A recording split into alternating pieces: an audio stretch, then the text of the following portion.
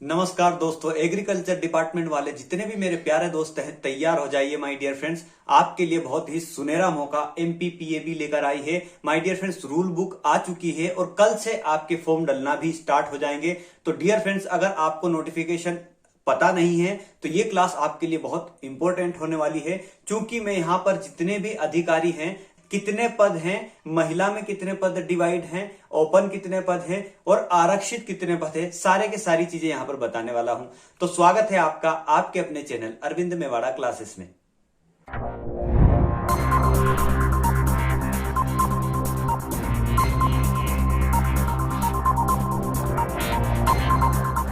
तो चलिए फ्रेंड्स, समझते हैं प्रारंभिक डेट क्या है, कितने पद आए हुए हैं, ओपन कितने पद हैं, कितने पद आरक्षित हैं और कितने अधिकारियों के लिए यहां पर पोस्ट निकली है। तो माय डियर फ्रेंड्स, अगर आपको रूल बुक चाहिए तो आप हमारे टेलीग्राम ग्रुप से जुड़ सकते हैं। टेलीग्राम ग्रुप पर सर्च करना अरविंद मेवाड़ा क्लासेस और वहां पर ज्वाइन होकर देख सकते हैं आप यहाँ पर रूल बुक, सारी की सारी चीजें वहां पर आपको अवेलेबल हैं दोस्तों। तो डियर फ्रेंड्स, यहां से स्टार्ट करते हैं, देखते हैं ऑनलाइन आवेदन करने की प्रारंभिक तिथि क्या है, अंतिम तिथि क्या है। तो दोस्तों यहाँ पर हमने देखा किसान कल्याण तथा कृषि विभाग अधिकारी के लिए कार्यपालिक की जो भर्ती है 2020-21 के लिए, वो यहां से स्टार्ट होने वाली है। और कब फॉर्म डलेंगे, रूल बुक तो आपको पता चल ही जाएगी अगर आप टेलीग्राम ग्रुप पर गए हैं और देखा है। तो दोस्तों यहाँ पर देखा हमने, प्रारंभिक तिथि है 10 नवंबर 2020 से प्रारंभ होने वाले हैं, मतलब फॉर्म डलना स्टार्ट हो जाएंगे। और फॉर्म डलने की अंतिम तिथि है 24 नवंबर 2020। माय डियर फ्रेंड्स, यहां पर आपसे फॉर्म भरने में कभी गलती होती है, कहीं पर भी मिस्टेक हुई है तो प्रारंभ कब होगी, मतलब संशोधन की प्रारंभिक तिथि क्या होगी माय डियर फ्रेंड्स, यहाँ पर 10 नवंबर, मतलब उसी दिन से अगर आपसे गलती हुई है तो आप उसी दिन से स्टार्ट हो सकते हो। लास्ट डेट क्या है संशोधन की, संशोधन की लास्ट डेट है माय डियर फ्रेंड्स यहाँ पर 29 नवंबर 2020। तो दोस्तों गलती ना करें फॉर्म डालने में, अच्छे से फॉर्म डालिए और यहाँ पर आपको गलती करने का कोई मौका नहीं होना चाहिए। तो माय डियर फ्रेंड्स, यहाँ पर परीक्षा तिथि देख लीजिए, परीक्षा तिथि है 10 से 13 फरवरी। तो दोस्तों हमारे पास सिर्फ 2 महीने का टाइम बचा है। कौन कौन सा, यहाँ पर दिसंबर और जनवरी, सिर्फ 2 महीने का टाइम है यहाँ पर आपकी प्रिपरेशन के लिए। तो अच्छे से तैयारी कीजिए। मैं समझता हूं कि अगर आपने 2 महीने लगकर तैयारी कर ली, लगकर मेहनत कर ली, तो यहां पर ये वैकेंसी आपके कब्जे में होगी। तो दोस्तों यहां पर चलिए अब आपको बताता हूं कि इसमें कितनी कितनी फीस डलेगी, कितनी कितनी फीस किसके लिए होंगी। तो यहां पर देख लीजिए माय डियर फ्रेंड्स, फीस का हम देखें तो यहां पर यूआर मतलब जनरल के लिए, अनरिजर्व कैटेगरी के लिए यहां पर 500 रुपए है, ठीक है, फॉर्म डालने के लिए। और ओबीसी, एससी और एसटी इन तीनों के लिए सिर्फ 250 रुपए यहां पर फॉर्म डालने का फीस है, ठीक है। अब दोस्तों यहां पर हमने देखा फीस क्लियर हो गई। अब हम यहां पर देखें कि पेपर कब होने वाले हैं और कब से स्टार्ट है। तो हमने यहां पर देखा 10 से 13 फरवरी के बीच सारे के सारे पेपर क्लियर हो जाएंगे। 2021 में होने वाले हैं पेपर, फरवरी में। अब दोस्तों टाइमिंग देखिए, यहां पर टाइमिंग हमने देखा तो यहां पर हमने क्या देखा कि 7 से 8 जब भी स्टार्ट होंगे पेपर, वहां पर 7 से 8 रिपोर्टिंग टाइम रहेगा। सुबह 7 से 8 रिपोर्टिंग टाइम, 8:50 से 9 बजे तक का जो टाइमिंग रहेगा, वहां पर वह आपको निर्देश पढ़ने के लिए 10 मिनट का समय देंगे, ठीक है। 8:50 से 9 बजे तक का।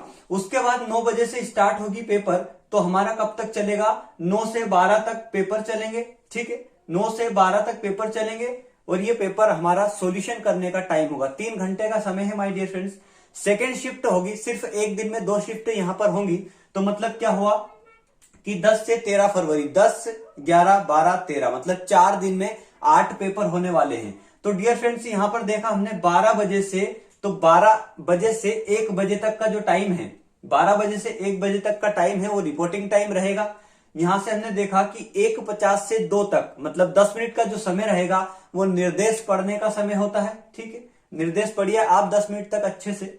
यहां पर हमने देखा कि 2 से 5 बजे तक हमारा सॉल्यूशन करने का टाइम रहेगा, पेपर को सोल्व करने का टाइम रहेगा, मतलब 3 घंटे का टाइम यहां पर रहेगा। अब आते हैं दोस्तों कैटेगरी वाइज कितने पद यहां पर दिए हैं, कितने पद आए हुए हैं और कुल पद कितने हैं।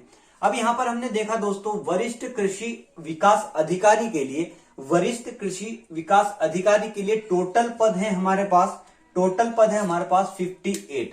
अब इनको अलग अलग कैटेगराइज किया गया है किस किस में, यहां पर देखा हमने श्रेणी वाइज। श्रेणी वाइज मतलब क्या है, कैटेगरी क्या है, ओबीसी है, जनरल है, यहां पर एससी एसटी और ईडब्ल्यूएस के लिए कितनी कितनी वैकेंसी यहां पर दी है, उसमें भी महिला और ओपन दोनों है। ठीक है, महिला और ओपन है दोनों है। यहां पर हमने देखा दोस्तों यूआर मतलब अनरिजर्व कैटेगरी, मतलब यहां पर जनरल वालों के लिए कितने पद दिए हैं, महिला के लिए कितने हैं और ओपन कितने हैं। यहां पर देखा ओपन में यहां पर हम समझ सकते हैं कि यहां पर जेंट्स लोग डाल सकते हैं फॉर्म। ठीक है, अब दोस्तों यहां पर ओपन में और जनरल के लिए कितनी वैकेंसी है, 9 वैकेंसी है। ठीक है, 9 लोग यहां पर ले सकते हैं सीट है।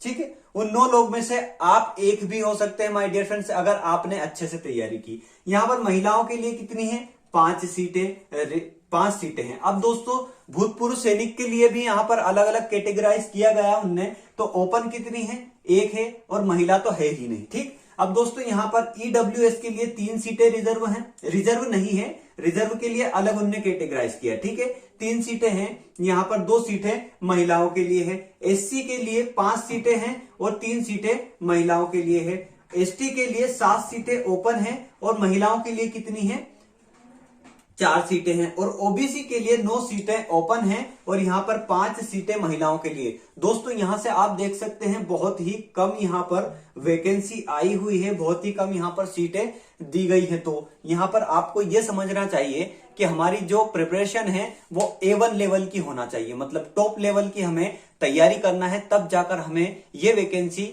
एक सीट हाथ लगेगी। अब दोस्तों यहां पर चले भूतपूर्व सैनिक के लिए। भूतपूर्व सैनिकों के लिए तो बहुत कम नंबर पर यहां पर सिलेक्शन हो जाता है, लेकिन यहां पर सीटें कम होने के कारण उनको भी सबसे ज्यादा मेहनत करने की आवश्यकता है। तो दोस्तों एक पोस्ट दी गई है सिर्फ ओपन में, महिलाओं के लिए तो यहां पर कोई भी पोस्ट नहीं है। यहां पर एक पोस्ट यहां ईडब्ल्यूएस के लिए है, एक पोस्ट एससी के लिए है, एक पोस्ट एसटी के लिए है और 2 जो पोस्ट आई हैं वो ओबीसी कैटेगरी के लिए है।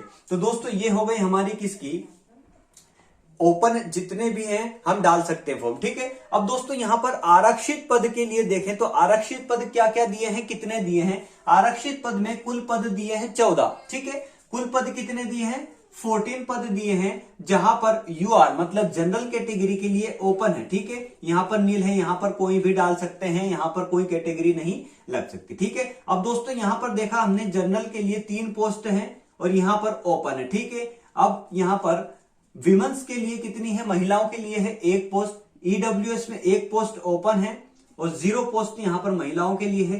एसटी में 1 पोस्ट है, महिला के लिए 1 पोस्ट है। एससी में 2 पोस्ट है और महिला के लिए 1 पोस्ट, कुल मिलाकर 3 पोस्ट है। यहां पर ओबीसी के लिए 3 पोस्ट है और महिला के लिए 1 पोस्ट है। यहां पर देखें दोस्तों तो ओपन में कितनी पोस्ट है, 33 पोस्ट है और महिलाओं के लिए 19 है। यहां पर भूतपूर्व सैनिकों के लिए 6 पोस्ट है केवल। ठीक है, अब दोस्तों यहां पर देखा तो टोटल यहां पर 10 पोस्ट हुई किसके लिए, जो आरक्षित है। आरक्षित भी क्या, जो संविदा कर्मी के लिए है 20 पोस्ट आरक्षित है, वो चीजें यहां पर दी हुई है। तो माय डियर फ्रेंड्स यहां पर देखा हमने तो यहां पर अब यहां पर किसके लिए, भूतपूर्व सैनिक के लिए होंगे। ठीक है, जितने पद है भूतपूर्व सैनिक के लिए, यहां पर आरक्षित पद में कोई सा भी पद आरक्षित नहीं है भूतपूर्व सैनिक के लिए। तो दोस्तों ये तो थी सिर्फ एक अधिकारी जो वरिष्ठ कृषि विकास अधिकारी है, कुछ और पद डिवाइड किए गए हैं। आगे चल के देखते हैं क्या है और किस तरह से डिवाइड किए गए हैं। तो चलिए देखते हैं।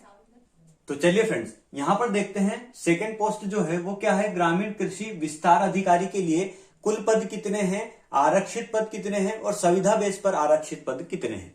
यहां पर देखा हमने दोस्तों कि यहां पर ग्रामीण कृषि विकास विस्तार मतलब ग्रामीण कृषि विस्तार अधिकारी के लिए कुल पद है 614, सबसे ज्यादा पद यहां पर आए हुए हैं माय डियर फ्रेंड्स। और संविदा कर्मियों के लिए आरक्षित पद है कुल 153। ठीक, अब दोस्तों यहां पर अलग अलग बांटा गया है, यूआर के लिए अलग है, मतलब अन्य रिजर्व कैटेगरी के लिए अलग है, अदर बैकवर्ड क्लास के लिए अदर है और यहां पर एससी के लिए अलग है, एसटी के लिए अलग है और यहां पर सारी चीजें ईडब्ल्यूएस के लिए अलग है। तो दोस्तों यहां पर देखते हैं हम यूआर मतलब अनरिजर्व कैटेगरी के लिए ओपन कितनी है, 94 है।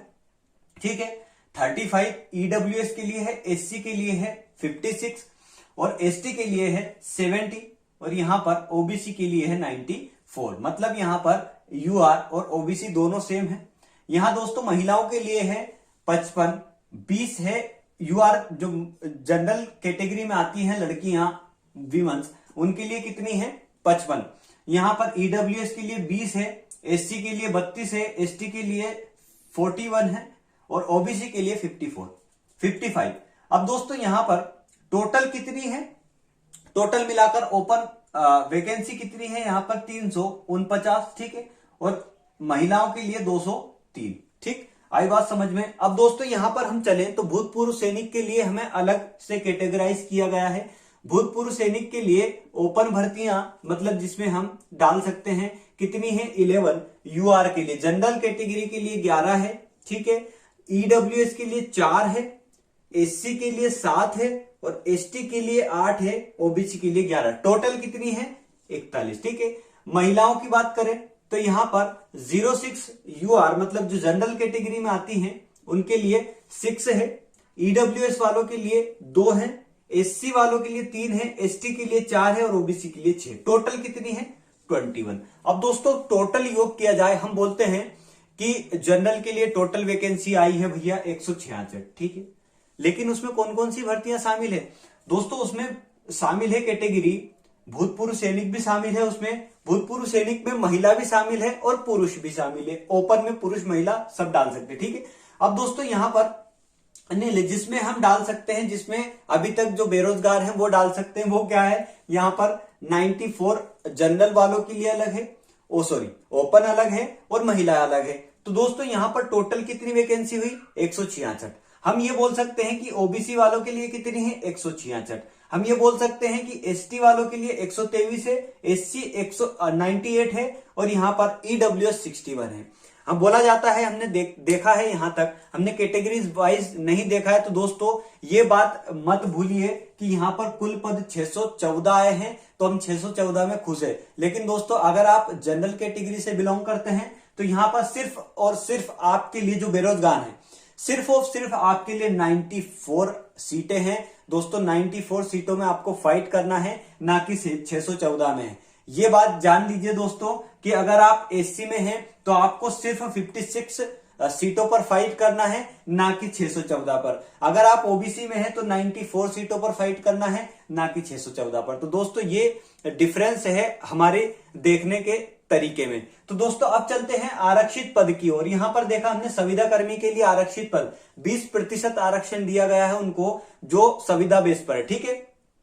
तो श्रेणी वाइज किया जाए तो यूआर के लिए 24 सीटें हैं, यहां पर ईडब्ल्यूएस 09 है, एससी 14 है, एसटी 18 है, ओबीसी 20, टोटल कितनी है 88। यहां पर हमने देखा भूतपूर्व सैनिक के लिए महिलाओं के लिए 51 टोटल है, ठीक है, उसमें अलग अलग कैटेगराइज किया गया है। अब दोस्तों भूतपूर्व सैनिक के लिए 10 है, उसमें भी अलग अलग कैटेगराइज है। यहां पर महिलाओं के लिए 04 है। टोटल वैकेंसी कितनी है, जो आरक्षित पद है उनके लिए 42 तो जनरल की है, जिसमें हम जो बेरोजगार है वो भी डाल सकते हैं और भूतपूर्व सैनिक है उनके लिए भी है, ठीक है। तो 42 और ईडब्ल्यूएस में 15 और यहां पर एससी में 24, यहां पर एसटी में 31 और ओबीसी में 41। तो my dear friends total vacancies कितनी है 153। तो दोस्तों अब आपको यह समझ में तो आ चुका है कि वैकेंसी कैटेगरी वाइज हमने देख ली डिवाइड कैसे की गई है। अगर आपको डिटेल में पढ़ना है, डिटेल में समझना है, तो आप जाइए हमारे टेलीग्राम ग्रुप पर, वहां पर अरविंद मेवाड़ा क्लासेस को सर्च कीजिए, वहां पर ज्वाइन होइए, सारी की सारी इंफॉर्मेशन वहां पर आपको एक जगह एकत्रित मिल जाएगी। लेकिन यहां से भी आपको टोटल चीजें क्लियर हो चुकी है, एक चीज और बची है। अब आरक्षण की ओर चलते हैं, रिजर्वेशन की ओर चलते हैं, किस किस को कितना कितना रिजर्वेशन है मध्य प्रदेश में। तो दोस्तों यहां पर हमने देखा कि रिजर्वेशन में आते हैं, तो यहां पर रिजर्वेशन मैंने एक अलग कोपचे में लिखा हुआ है, तो कोपचे पर चलते हैं। यहां पर देखा एसटी के लिए 20% रिजर्वेशन है दोस्तों, एससी के लिए 16% रिजर्वेशन है, ओबीसी के लिए 27 है और जनरल के लिए 10% है। ये चीजें आपको ध्यान रखनी है। अब दोस्तों इन जो वैकेंसीज है इनके लिए क्या क्या चाहिए, वो सारी की सारी जानकारी आपको वो मैंने रूल बुक डाल दी है टेलीग्राम ग्रुप पर, वहां पर जाकर देख लीजिए। दोस्तों आपको best of luck for the upcoming examination of MPPEB. तो माय डियर फ्रेंड्स, लास्ट तक ये जानकारी समझने के लिए, देखने के लिए आपका बहुत बहुत शुक्रिया और अच्छे से तैयारी कीजिए। तो माय डियर फ्रेंड्स, बहुत कम वैकेंसीज है, अच्छे से तैयारी कीजिए। मैं समझता हूं और मेरा जहां तक मानना है और मेरा जहां तक भगवान से ये प्रार्थना है कि आप अच्छे से पढ़ें, आप अच्छे नंबर लेकर आए और इन 614 में आपका भी एक स्थान हो। Best of luck my dear friends. और अगर आपको समझ में आया है, पसंद आया है तो लाइक जरूर करना। अगर आप नए हैं हमारे चैनल पर तो चैनल को सब्सक्राइब करना, बेल आइकन को प्रेस करके ऑल पर क्लिक करना, जिससे मैं जितने वीडियो आगे आने वाले अपलोड करूंगा उनका नोटिफिकेशन सबसे पहले आपके पास पहुंचे। तो लास्ट तक वीडियो देखने के लिए आपका बहुत बहुत धन्यवाद। जय हिंद, जय भारत।